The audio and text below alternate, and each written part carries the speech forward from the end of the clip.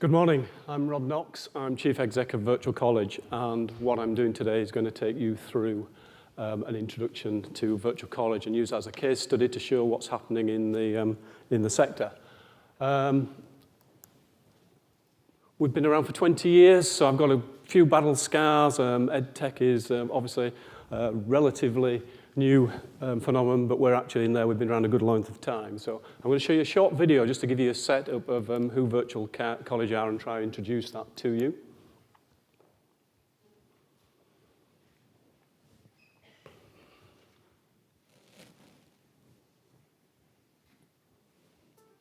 Established in 1995 with the objective of enhancing the traditional approach to education, through the use of new technology, Virtual College has become one of the UK's leading providers at driving the adoption of the e-learning sector.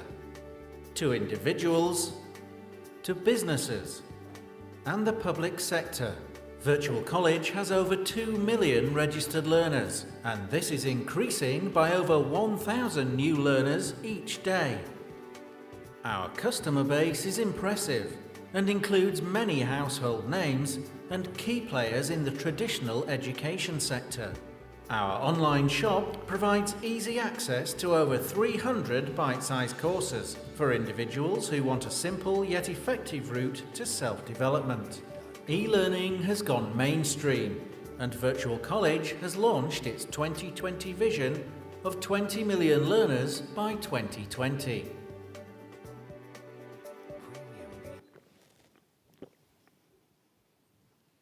So 20 million learners by 2020. What I'm going to take you through is the sort of journey that we're going on. So we've got a footprint that covers from schools right to employment, personal development and so forth. And we're trying to create this lifelong opportunity. And that's a topic that's been touched on for many a year. Our vision is to try capture a learner for life. So our aspirations with that 20 million learner target is to capture a learner and try and move them forward. And why would we have that sort of ambition? Well, technology, and we've all got a learning hub in our pocket today, provides that vehicle. It's a way that we can actually make that happen. My kids have left school, have their universities, colleges and so forth, been back in touch with them? No. But actually through embracing the technology, we can make that happen. So technology is the enabler. It's disruptive to the education sector. How do we capture a learner for life? Well, the way we're doing it, we're providing a first-class solution, putting together quality products, making sure that we get customers that are happy. So 93% of those individuals that are joining Virtual College, 1,622 yesterday, are saying they would recommend a course to a friend. And I think that's crucial if you're putting a solution together. We've got a development strategy to make sure we put products together that are the best, and I think there's a need to get good quality content out there. We've pulled together 10 partners. We all share a common vision, one goal, which is to put together a first-class solution. But it's not just about putting content together, it's actually putting together innovative content. So we're starting to get into putting 3D interactive stuff in and so forth, and moving that forward. How do we make it exciting? Well, one of the areas is to make it cost effective, and you're all familiar with MOOCs. Caroline's going to cover MOOCs later on. We've come up with the concept of VOOCs. These are bite-sized courses that are easy to go through. They're free, obviously, they're self-directed, and we get really good completion rates. What that means is that you've got an opportunity to use it as a toe-dipping exercise to capture that learner. Obviously use that for lead generation, use that for a capture process. Obviously sales further down the line, but you're in a position whereby you actually bring new learners back to the fold, those people that don't want to get in learning. Here's a great way to move that forward. So MOOCs, VOOCs, two things there. What we've got a situation here, 60% completions using bite size. We get them to happy customers, we move them on, get them into a progression route, and actually offer them a solution. Where does our solution offer to a MOOC? Well, it's actually driven by brands, partners who are fantastic. What do you do when they capture them? You actually give them a personal learning vault. From that personal learning vault, they can access other solutions, other courses, and so forth. The vision is to provide them with a solution throughout their life. Think about all those sort of things, work with strategic partners, and get into a point where we're providing a trusted quality solution. Good example here, 20 to 21,000 learners from schools going through our career MOOC. I've caught those learners, so now we can progress to helping them on their lifelong journey. Similar if into golf and things like that, opportunities there to capture people around hobbies and other things, not just business or education related stuff. My thoughts on where e-learning is on the 21st century. Here's a few points. It needs to be engaging, exciting and pleasurable. It needs to be bite-sized and self-directed. You need it to be rewarding, and I'm saying watch that space, see what Virtual College is doing over the next couple of years on rewards for learners. It needs to be a quality and cost-effective solution. It's a great way to enhance traditional learning, and it's not replacing traditional learning, but we've seen throughout the day so far that it's a great enabler to bring back lost learners, and that's my vision, is to try and bring those people back into education who have left and gone on. Technology brings you that opportunity. So it makes lifelong learning a reality. One final thought from me, 20 million learners by 2020. Am I trying to boil an ocean? Well, here we go, 2.1 million learners, 1,622 yesterday, 543 by coffee this morning. So great opportunity out there. Think about China, think about India. I'm pitching for 3 million learners next Tuesday on one contract there. So great opportunity. We are a business, and I'm talking now to the audience. If anybody wants to get involved and help us on that journey, we are a bootstrap business. We've got innovative products. We've got eyeballs. We've got a fantastic team. We've got the innovation to things like personal learning vault and so forth, and great brand recognition. So we've got some great partners already. Trading Standards Institute, NHS, councils, fire service, and so forth. But in this room will be some more partners, and I'd love to get to know you and see whether you can help us achieve that goal. Thank you.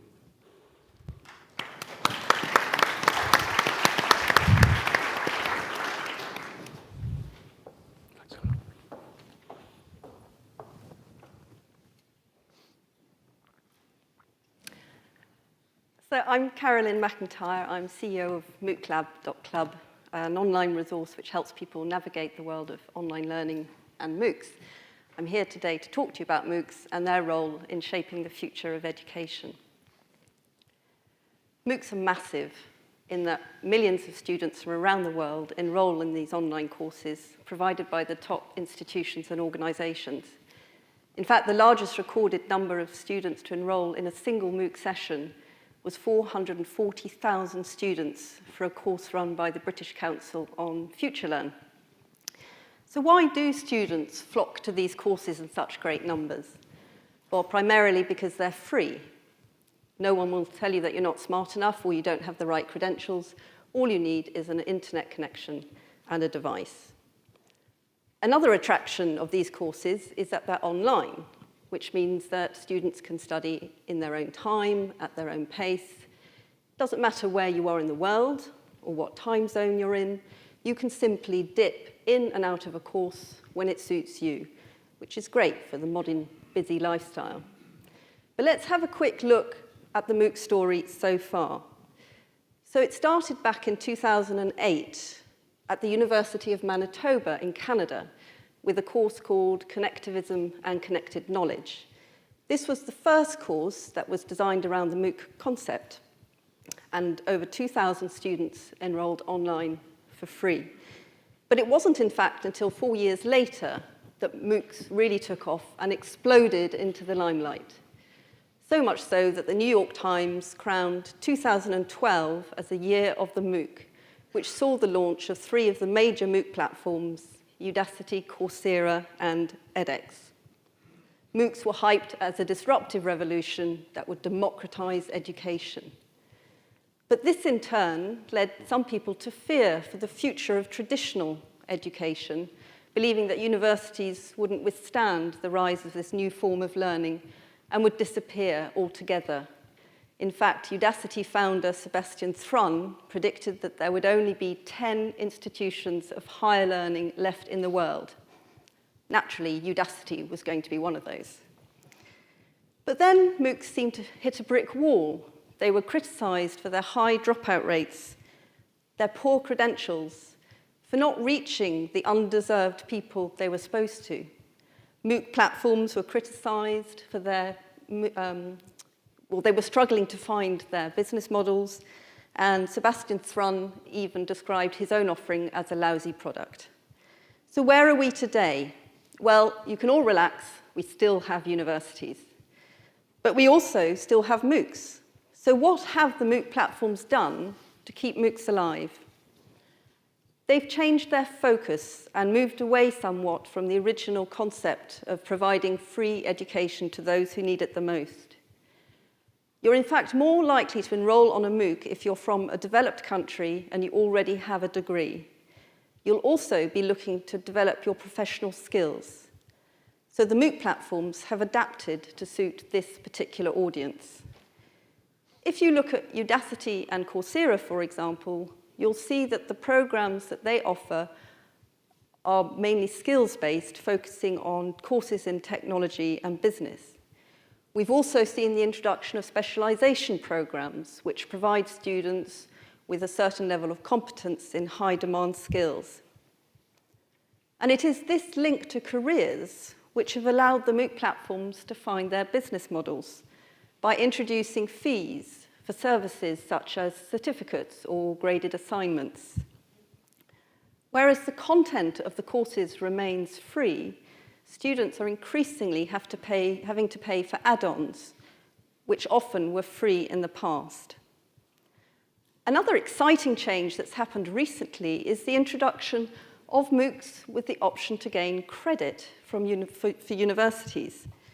Some universities have partnered with the major MOOC platforms to provide these for credit programs, allowing students to take part of their degree course through MOOCs.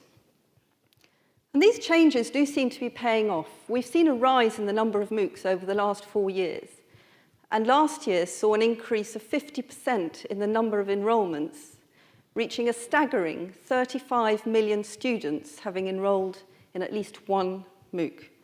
With the MOOC market set to grow at a rate of 36% by 2020, we're certainly gaining ground. But what do these MOOCs add to the education space? They facilitate the distribution of knowledge, they're a great teaching resource, they can address a skills gap. But where I believe we gain the most from MOOCs is their potential to improve the quality of education. They're providing data which allows people to adapt and improve teaching methods, both online and in the classroom. We still have a long way to go, though, before MOOCs become an integrated part of the education system.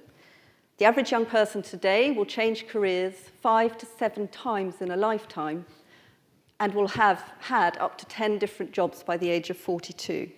These people will continually need to retrain and upskill if they're to keep afloat in the education market. MOOCs are ideal to address this need, but the problem is not very many people actually know they exist. So raising awareness of this type of learning is vital if we want to reap the full benefits. There's also quite a bit of skepticism towards the true value of MOOC certificates. Nobody wants a qualification if it's not marketable. But as we saw earlier, universities are starting to offer credit. And if other universities follow suit, there will be a shift in attitude towards these MOOC credentials. So do MOOCs have the power to shape the future of education? Well, I believe so, albeit in a slightly less disruptive way than predicted. As MOOC credentials gain traction and education technology develops, students, employers, and providers will start to take notice. I personally think the future of education is very exciting, and I believe that MOOCs will be part of that journey. Thank you. Okay, good afternoon. So I'm very excited to share my perspective on what we see as a tidal wave shift in terms of the support that's being provided to help the employability skills and career management of today's students and workforce. So for a quick introduction, I'm David Hurd, co-founder of Abintegro. And Abintegro is a high-growth UK business that provides an online technology and content platform that powers the career development program of hundreds of corporations in the UK and overseas and academic career services. So let's set the scene. When you were at university, did you visit the careers office? Was it inspirational? Perhaps when you first started work, you talked to your line manager about your career prospects and how to get promoted. Or perhaps you visited the HR department. Well, I certainly did all three. My university career service told me that I should be a theme park entertainer. My line manager told me that if I keep hitting my sales targets, then I'll be able to become a manager. And my HR department told me that there was a recruitment freeze. It just was very bizarre, to be quite frank. Well, it's not like that anymore.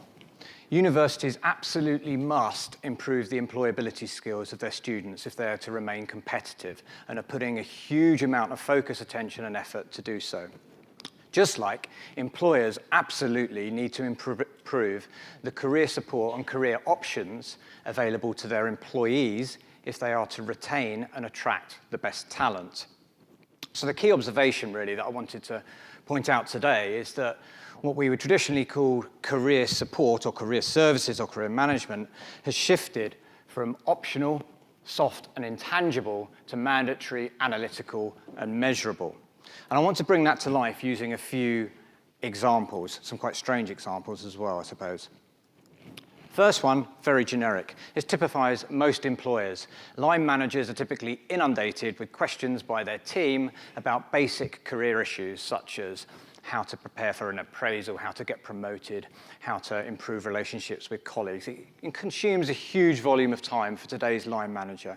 So the answer, really, and increasingly so, is to refer them to a self-managed resource where they can refer to all of those questions and answers that have already been curated for them and available inside the company's intranet. Secondly, universities used to have no idea, really, about what the career objectives of their students are or were on an individual basis. And now what they're doing is tracking in real time the tens of thousands of job searches that take place inside the IT architecture of the institution each month to see, from a real-time perspective, the objectives of the students. What jobs are they looking at? And therefore, they can change the support that they provide to their students and help change the outcomes. Until a couple of years ago, and we traveled around all 130 career services in the university market in the UK, most of them, bizarrely, were handling appointment booking in terms of career service provision via a piece of paper on a door and a pencil. That's obviously changed, and all universities now demand, and most of them use, sophisticated online appointment booking systems that enable pre- and post-appointment work that integrate back to the student record system, etc. So you're able to track the student's journey much better. So a leading commercial bank, their answer to career development for their 16,000 employees was to run a monthly series of career workshops using an external career consultancy who would charge them according to how many people turned up. And so for the same investment, they've been able to launch a digitized career coaching portal inside the corporate intranet that has virtual support attached to it, and obviously scale that support to a much larger number. The UK's biggest charity had a couple of heads in learning and development curating careers content and posting it onto their intranet without any idea of what their staff really wanted when it came to career development. They just needed to do something. So now they have 10,000 content assets plugged into their corporate intranet and are able to monitor and track the issues that their employees actually care about. A large welfare provider in the UK supporting unemployed people into work was collecting jobs and putting it into spreadsheets and not sharing it with all of the people that they were supporting. Quite bizarre, really.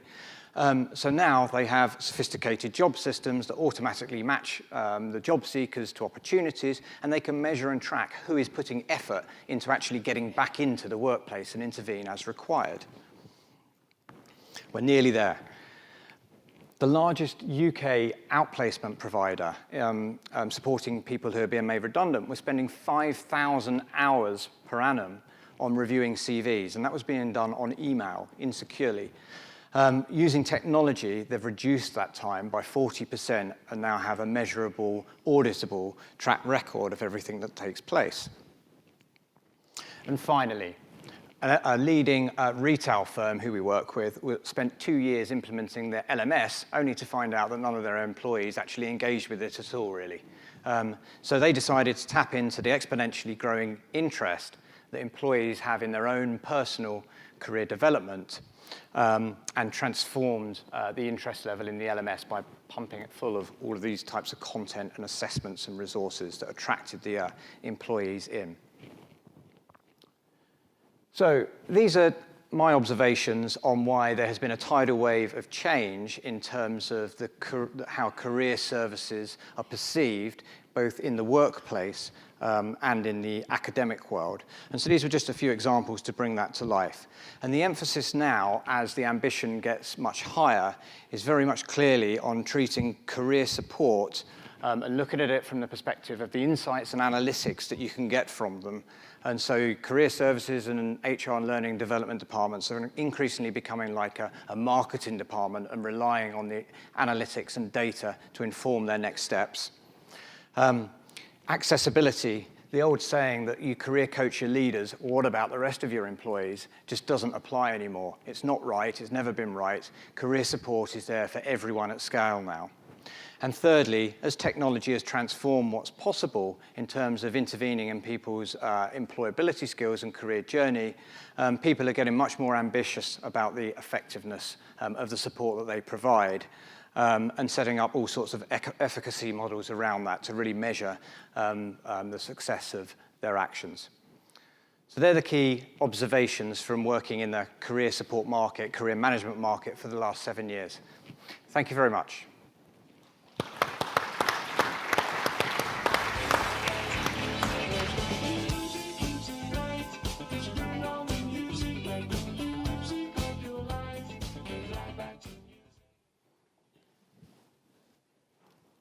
It's good to join you here and to speak at this event. And it was great to see that some themes that came up in the last 3 talks are actually going to be espoused in what I'm saying here as well. Really what we're looking at is trends to watch out for in 2016. I am from Oxford University Press. Oxford University Press is the world's largest university publisher and has been publishing books in Oxford for the last 500 years. And if you think about it, 500 years ago, that puts us just after the introduction of a really disruptive technology. It was the introduction of the printing press. And with a little bit of capital and some new technology, great things happened. And we've been responding and adapting to waves of technological change since those years ago. And here we are, 21st century, looking into 2016. And we have to think, what is ahead? What are the big things ahead that we need to look out for? I wanted to really just reference a few things that I think we're all going to see in the year ahead and make some comments on those in relation to content. So really looking at where to next with content. The first thing I wanted to put up here is mobile. Now, maybe this is trite. Everyone knows that mobile is a big thing. But I think the observation I wanted to make here is that the mobile revolution is still happening. And it's actually a very dynamic, fluid scene. We saw a huge uptake in mobile phones, a first wave, if you like, of very small screens. Those screens got bigger. We had iPads. iPads rocketed up and then sort of rocketed down again. And now we've got another interesting thing happening. We've got the Internet of Things. And that's another big expression term that we're going to see in the year ahead. And what does that mean for content? Well, I think it's going to mean that we have a lot more screens, newer screens of different sizes being attached to the web. So we'll have the sort of screen that I have on my phone and on my watch, as well as the sort of big information panels that we'll see at train stations and in other places. And with this multiplicity of screens, multiplicity of experiences there, and also multiplicity of intersections in the lives of people as they interact with these screens, it becomes a nonsense to start talking about content as some sort of object out there. Really, what we need to be thinking about and what we'll see, I think, more as a theme coming through is that content has to be perceived as a service. And thinking really about content as a service, it's really, what is a service? A service is something that you consume, but consume is a bit of a nasty term. So I'd rather like to say that content or a service is something that you experience. And the question becomes, how do you repay the investment of time in the consumption or the experience of that content. And that's it's the same challenge that's been there for all forms of information over time. How do you repay the investment of the time? We need to start thinking about content as a service. Another theme, very strong theme that we'll see in the year ahead, if in the past with books it was the printing press, ink and movable type that were the key commodities that drove information spread, what is it now? Well, it's information, computing power, and connectivity. And inevitably, this leads us to artificial intelligence, because we have that computing power, and it's going to become a commodity over the years ahead. And all the big tech companies are really focusing a lot on artificial intelligence. But the observation I wanted to bring there is that actually, if you think about education, we have a very organic network in the form of teachers who are very, very important nodes in the communication network that we have in education. And teachers have some very organic, difficult-to-model skills. They have skills of empathy, of being able to inspire students, of being able to role model, apart from the knowledge that they have, of course. So what I would hope is that the debate in the year ahead is that we can take the A in artificial intelligence and actually start moving towards assistive intelligence. Because the challenge surely must be, how can we bring better intelligence to the teacher to help them to make better decisions in improving the students' learning? And just putting up a slide there of something we've been doing in Malaysia, working with a partner called Literatu, and also using some of the back-end services that Microsoft offer, and really bringing adaptive content to students there. But really the key thing is how we actually help the teacher make better decisions about the learning journeys of those students. So moving on, augmented reality, virtual reality. We're going to see those words. We've seen them a lot already. We're going to see them a lot in the year ahead, I think. I think that really, though, when you think about these trends, there's nothing new here. Again, it comes down to how can we create a more engaging experience of the content that we're offering to people. It was the same on the printed page. It's the same on the digital page in all its varying sizes now. And the last point that I wanted to come to is not really a sort of a what of what's happening in the year ahead, but perhaps a how. We are seeing an explosion in technology. We're seeing technology becoming more rapid. We're seeing these waves break on us more rapidly. Or are we?